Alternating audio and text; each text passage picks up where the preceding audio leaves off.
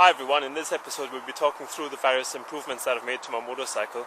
Not that I was in any way unhappy with my V-Strom, but there's always room for modifications and personal improvements that you may want to make, to make it really your unique motorcycle. So I'll talk you through the various things that I've done. Looking at how many modern bikes seem to follow the basic shape of the V-Strom and sport some of its features like two-cylinder engines and tubeless tires, the V-Strom seems to have come out more than 10 years ahead of its time. My V-Strom came with a few accessories as standard, like the sump guard, crash bars and hand guards, which saved me a few pounds. The seat was far too low and had to be taken to Viking motorcycle seats to make it higher for me and my long legs. The red paintwork on the original panels, well, they were okay. It was okay, but to be honest with you, I prefer things my way in desert beige colors, so I took the original ones off and bought second-hand ones off eBay, painted them and put those on instead. I did not want to destroy the original paintwork on the panels so early into my V-Strom ownership, so I bought some second-hand panels off eBay, took the original ones off and painted the replacement panels instead. For some reason the large panels were harder to spray, and so an additional layer of primer was required, after which the paint job was a total success. Actually, I must say it looks quite good with all the fairing off. Maybe an idea for a naked V-Strom? And the panels even match the seat now. It was also time for the 12,000 mile service. Would things be easy to do, and would things be accessible without taking half the bike apart? Yeah. Are you slipping? No. I've got a mine stand, he can load his chair. Nut that you've put on there. There's two plugs in the front. Well, changing the air filter requires the removal of the tank, as well as topping up the antifreeze coolant container. Good job, this does not have to be done often. In the previous episodes I spoke about suspension problems and that the V-Strom handled poorly going through potholes on road.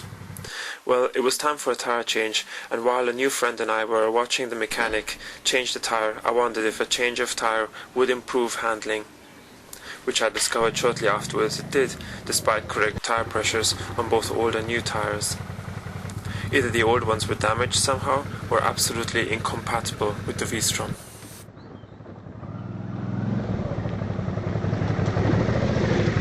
Sometimes amazing how much difference a simple tyre change can make. The time had also come to complete the modifications to make the motorcycle right for me, but with a lack of conversion products by companies for the V-Strom online, I had to be artistic.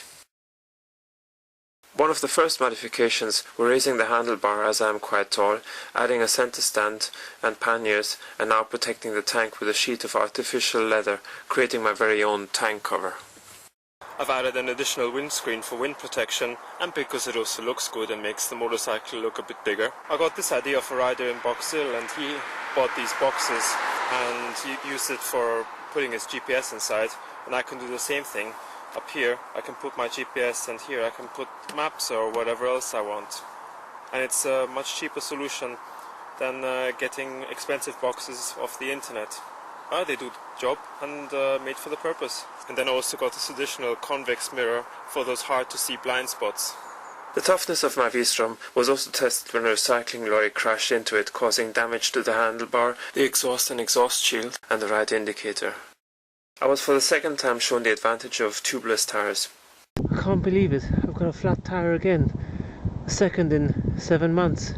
With tubeless you can at least ride back home or to the mechanic without using breakdown services or having to wait for them, as the tires don't go down immediately like with tube tires. In the future I may go for better, stronger handguards and smaller, less fragile indicators. In the next episode we will test the modifications I made by going off-road to the Salisbury Plains and see what still needs to be done. 2013 will hopefully be another year full of this journeys, discoveries and adventures, all on the Enduro Alexis channel. I've seen this what seems to be a bunker. I had seen this bunker many times when coming to Box Hill. But this is the first time I'm actually going to go inside. I wonder what it looks like. And in here, and down we go, and can we even go in here? It's totally dark. And this is where the flashlight app on the mobile comes in very handy. Let's go inside. Oh, oh, oh, oh, oh.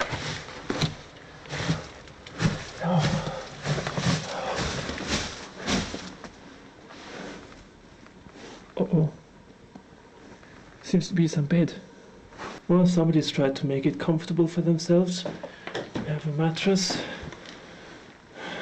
What's this here? What's it? Rubbish. Windows. Oh well, somebody had a food, whatever. Carving. Somebody's an artist. Oh, what do we have here? Window. There's the road and... oh, I think it's a V-Strom. Oh nice, we've even got some light games. Like in the pyramids, from the windows. Oh wow. Here we go, light. I see the light.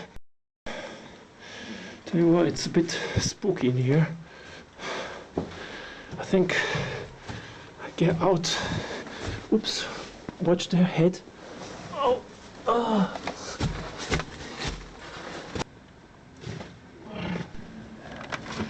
If this is the start to 2013, I'm looking forward to it.